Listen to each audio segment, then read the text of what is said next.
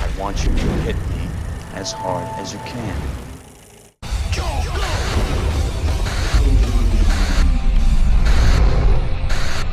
Go ninja, go ninja, go! Go ninja, go ninja, go! Well friends, it appears that we've reached the end of our awfully 90s summer. And while it's been fun to escape the 2020 crap fest and relive a more innocent time, there are only so many bad movies from this decade that I can fit over a 4-month period. So for the last review of the 90s summer, I needed a movie that met all my criteria. An infamous box office flop and critical punching bag that nearly derailed the careers of its cast members and or ruined a once beloved film franchise. And there could be only one 90s movie that checked off all those boxes. And its name is Highlander II: The Quickening.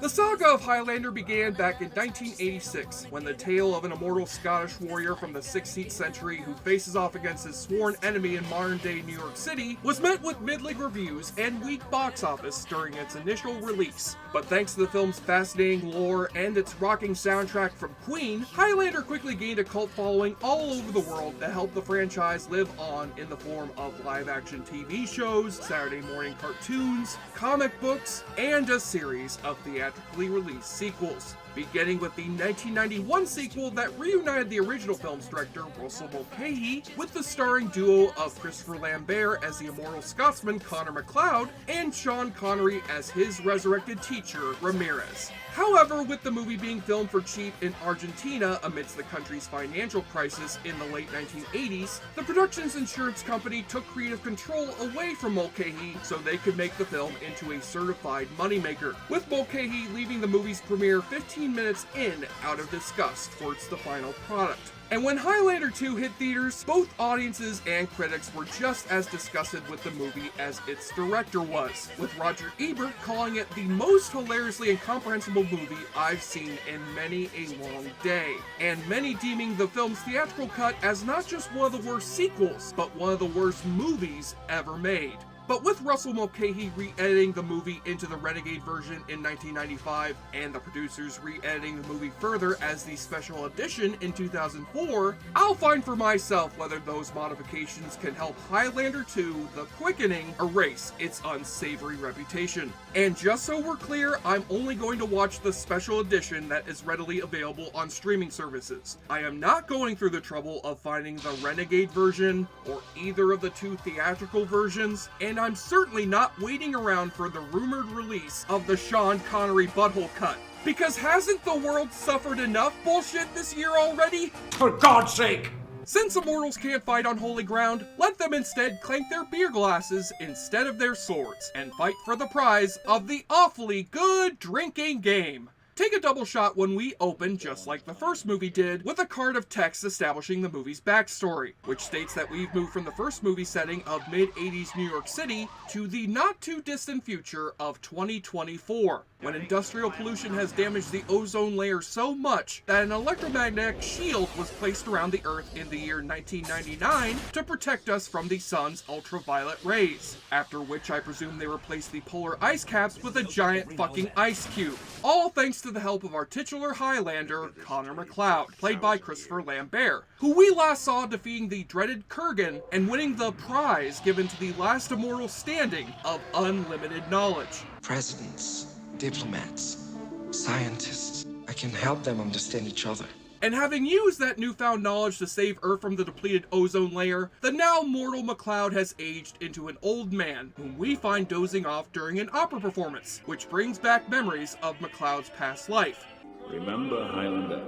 And that probably means we'll see some flashbacks of MacLeod's days as a 16th century Scottish swordsman, or one of the many other identities he's assumed over the past couple of centuries. Right? Remember? Wait, where the hell is this? Free men of the planet, hear me. You gathered together in secret for the last time. You suffer under the yoke of General Katana's rule for the last time. Wait, I'm sorry, free men of the planet? General Katana? Yoke? Why aren't we in Scotland? Why is this movie now Dune? Well, if you folks originally saw this movie in theaters, you know that Highlander 2 is infamous for retconning the entire origin story of the first movie and instead establishing that Connor MacLeod actually began his life as an alien from the planet Zeist. 3 men of the planet Zeist, hear me. 500 years ago, on the planet Zeist. With subsequent edits of the movie editing out any mention of the planet Zeist and instead establishing that the Immortals are from an unspecified distant past on Earth, where they fight in rebellion against the tyrannical General Katana, played by ultimate sci-fi movie bad guy Michael Ironside, who handily defeats MacLeod's army in battle and brings the captured MacLeod and Ramirez before the telepathic tribunal of Midnight Oil, Right Said Fred, and Michael Stipe. The 3 judges sentenced these 2 to be exiled into the future. An exile into the future. What? Where they'll be reincarnated alongside their fellow immortals and fight them off in pursuit of the prize. In that distant future, you will face other immortals in trial by combat, from which only one can survive. Will we be together? Well, not at first. When you need me, you'll only have to call my name. I'll always find you. So, since I have thousands of questions about how this fucking plot works, I'll just whittle it down to a few. How did Ramirez and MacLeod manage to keep their original names after being reincarnated? How did Ramirez find MacLeod in the first movie even though he didn't call his name? What did Ramirez write on MacLeod's forehead after dipping his fingers in garlic sauce? Why does General Katana have a hologram TV monitoring MacLeod's activity in the future even though he's in the distant past? Daddy, what's Vietnam? And who the hell would think that this horseshit about aliens and time travel would be good in a sequel to a sword and sorcery fantasy movie? My god, this is like if the Two Towers had revealed that Frodo and the Hobbits were actually robots in a Westworld-style theme park. So after MacLeod wakes up from his franchise-destroying flashback, he drives out into the streets of New York City, which is now a dystopian hellhole that looks like if Blade Runner and Freejack had a surrogate child through the Super Mario Bros. Movie. And New York citizens are none too happy with the elderly MacLeod having plunged the world into permanent darkness with his planetary shield 25 years ago. Are you MacLeod? Yes, I am. I always wanted to meet the guy that turned the world to shit. There are some people in this world who know when to stop, and some people who don't. Which kind are you? What's up? I understand, honey. I'd want to hit MacLeod over the head with a beer bottle too after hearing that shitty attempt at an old man voice. Whatever you are, Miss Marcus, you'll have to excuse me. I had some very disturbing news. It sounds like he had a little boy punch him in the stomach right before filming. It happens that MacLeod actually sold his stake in the evil company that helped him set up the SHIELD, that appropriately goes by the name of the SHIELD Corporation, which finds itself beset by a sneak attack from a group of environmental terrorists led by Louise Marcus, played by Virginia Madsen, who discovers that the ozone layer has finally been healed, and asks for MacLeod's help in freeing the Earth from the ozone shield to no avail. Something's wrong and Blake's trying to cover it up. What do you want me to do? Help me. I can't. But little does MacLeod know that Katana is plotting to have him killed by sending out 2 of his henchmen who look like the somehow worse original designs for Sonic the Hedgehog. Find MacLeod and kill him. But I thought you said MacLeod was mortal. He's an old man now. He'll be dead in a couple of weeks. I don't care. As if this movie hasn't screwed the pooch hard enough, now we have Connor MacLeod facing off against 2 porcupine-haired steampunks who laugh like Salacious Crumb. You've got to be kidding. I wish I were kidding, Virginia Madsen. I wish I were. MacLeod! Chief MacLeod! MacLeod is able to fight off one of the henchmen with a pipe off a railing and cuts his head off underneath a train. And so ensues the Quickening, where MacLeod absorbs the henchman's energy in a flash of lightning and regains both his youth and immortality just in time to survive an exploding gas tank.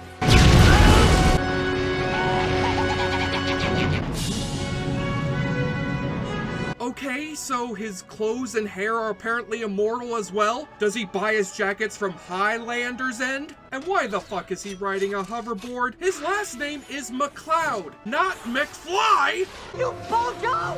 Footboats don't work on water! Unless you've got power!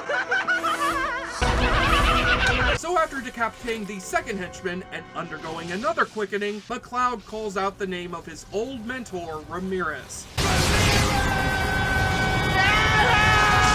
And And even though the first movie established Ramirez was dead as a doornail after getting decapitated by the Kurgan, we cut over to Scotland, where a theatrical performance of Hamlet is interrupted by the newly revived Ramirez popping up on stage. Actually, the name is Ramirez. Will you get out of here? Here hung those lips that I have kissed I know not how oft.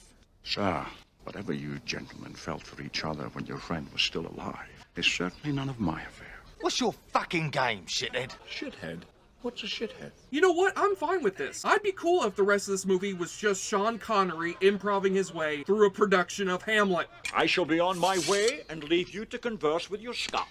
Farewell, dear shithead. Farewell. Sean Connery will return in Ian Fleming and William Shakespeare's Henry the 007th. To be.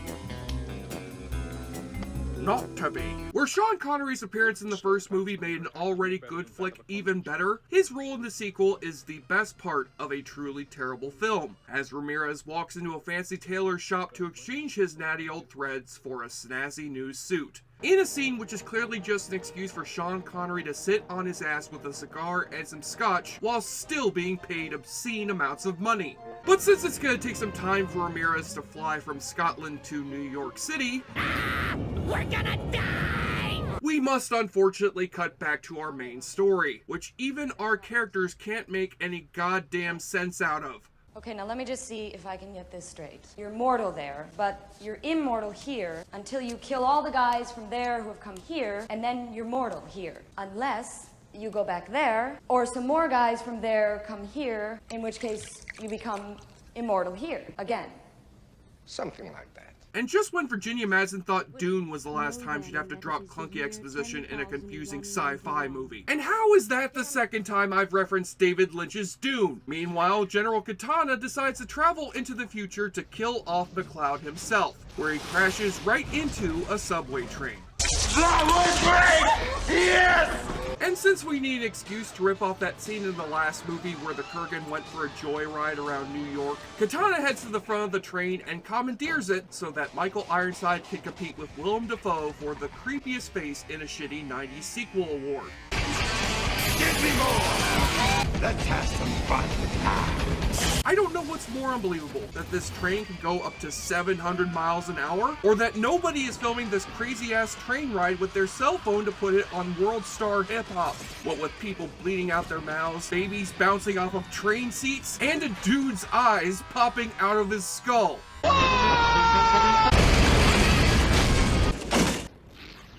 Now stop. Oh, General Katana, you may be a tyrannical evil dictator, but you sure know how to crack some jokes.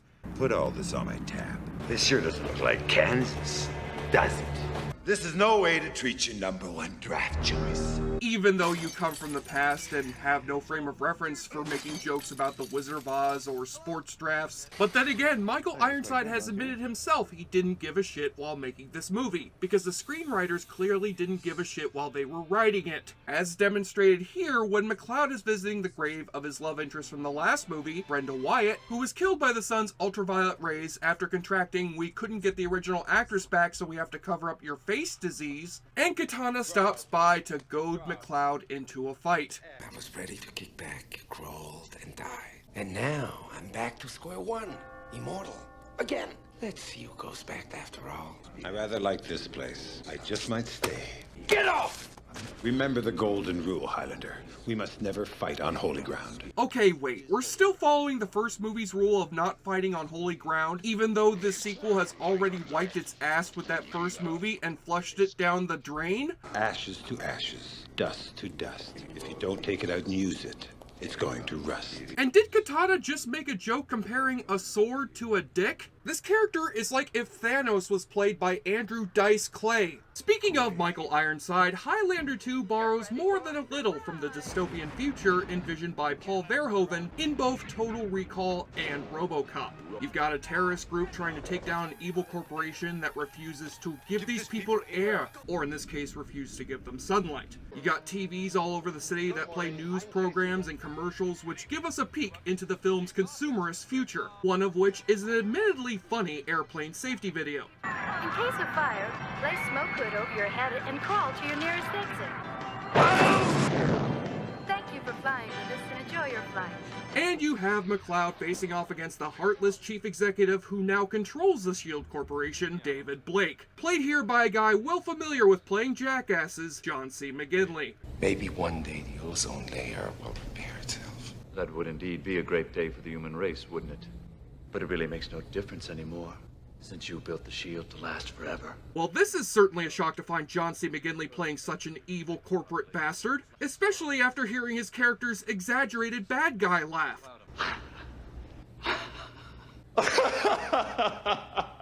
Now that there is a laugh that says, I'm going to join Jeff Bezos and Mark Zuckerberg in peeing on some homeless people living underneath a bridge, because I'm enormously wealthy. But after MacLeod's old partner at the company, Alan Neyman, tries sharing with him the coordinates that will turn off the Earth shield, MacLeod nearly gets himself felled by Katana in an epic sword fight. And while the sword fights in Highlander 2 may be as exciting as they were in the first movie, their impact quickly wears off when the movie heads back into silly territory.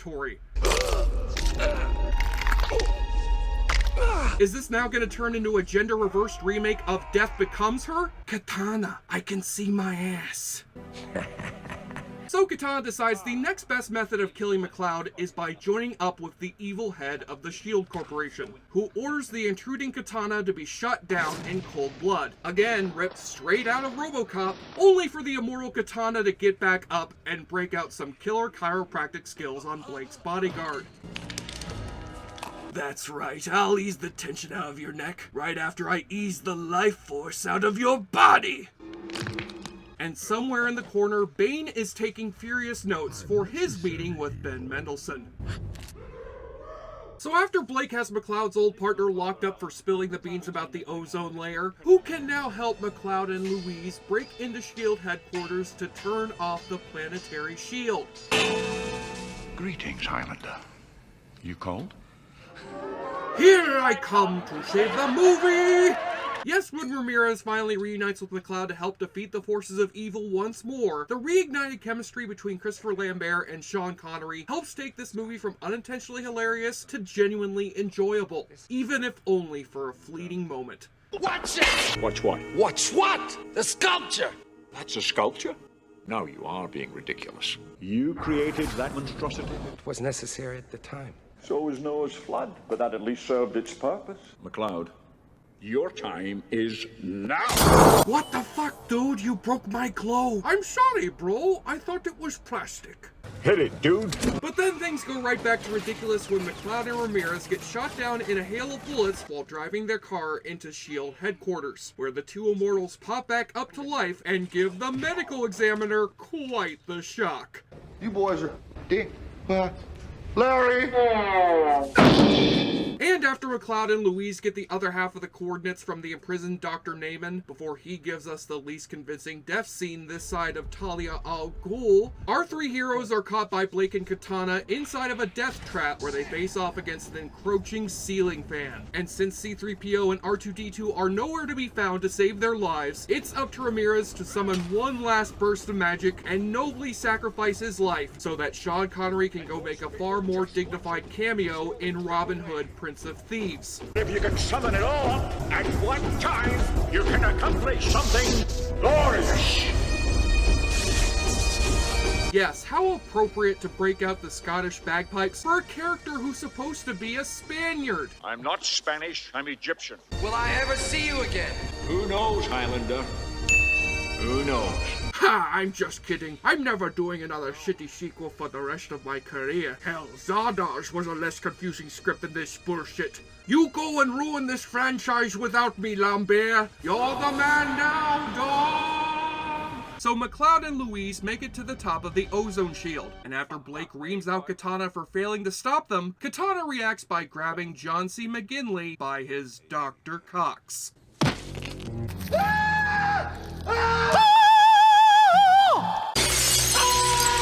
Oh, come on now. You're telling me that of all the modified special effects that the filmmakers changed for this special edition, they couldn't make John C. McGinley's stunt dummy look any more convincing? Finally, we arrive at the last battle between MacLeod and Katana at the shield's power source. And you would certainly expect this final fight to be just as epic as the one between MacLeod and the Kurgan. But nope, this final sword fight runs just a smidge over a minute and a half. How the hell was the villain from Scanners a less difficult adversary in this franchise than the guy who voices Mr. Krabs? Ah, fuck it. Just cut off his head and say the signature catchphrase already. There can be only one.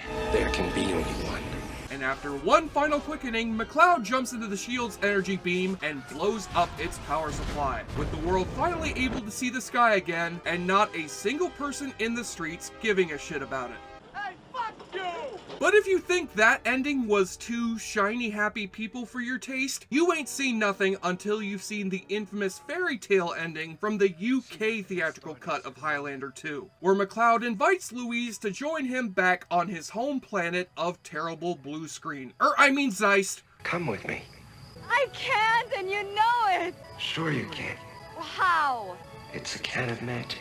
Oh, you British think you're so much better than us Americans. But at least the US of A didn't get the version of Highlander 2 that ended with Connor MacLeod turning into fucking Peter Pan. So suck on that, England. Shuck it low and shuck it hard. Regardless of my feelings towards Highlander 2, I must give due credit to the producers of the Highlander franchise and Russell Mulcahy for working damn hard to salvage this movie from the financiers' creative interference with their newer editions, with the subsequent Highlander TV show and follow-up movies all but ignoring the events of the sequel. And although I've heard the other Highlander sequels aren't significantly better than the second one, they surely can't begin to compare to the stunning failure that is Highlander 2, which takes all the promise of the first movie with plenty of potential for a great sequel and fails it on just about every level. But oh, how magnificent a failure it is. So I think I made a good choice in ending the awfully 90s summer with this deserved landmark of bad movie history. Now, if only we can get Christopher Lambert back to make a good Highlander sequel for once. More like there can be oldly one, right? Get it? Because he's old now? This fucking year has gone on too long. Sorry. And on the nudie watch, we do get to see the very fine Virginia Madsen not only wearing a tight black bodysuit, but also stripping out of it behind a back alley. As her character is initially established as a strong and intelligent fighter, but quickly becomes a useless love interest for the rest of the movie after she sees the newly young Connor MacLeod and bangs him right there in the middle of the street. Well, this does fit in with the rest of the rules for the Immortals. They can only be killed by having their head chopped off, they gain power from killing other Immortals, they can't have children, and they enjoy having sex out in the streets like fucking dogs. Trust me, they go very in-depth on that rule in the Sean Connery butthole cut.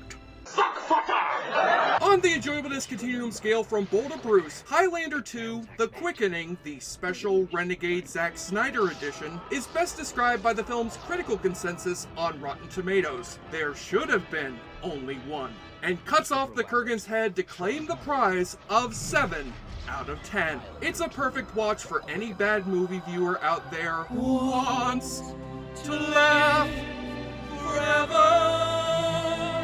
I'm Jesse Shade for JoBlo.com, and I hope you folks have enjoyed the past 4 months of the awfully 90s summer. Now that movie theaters are opening back up, I hope everyone out there stays safe from COVID-19 by continuing to wear those masks, as well as a metal neck brace to prevent your head from getting cut off by any Highlanders. Until next time, in the words of the dearly missed Roger Ebert, we'll see you at the movies.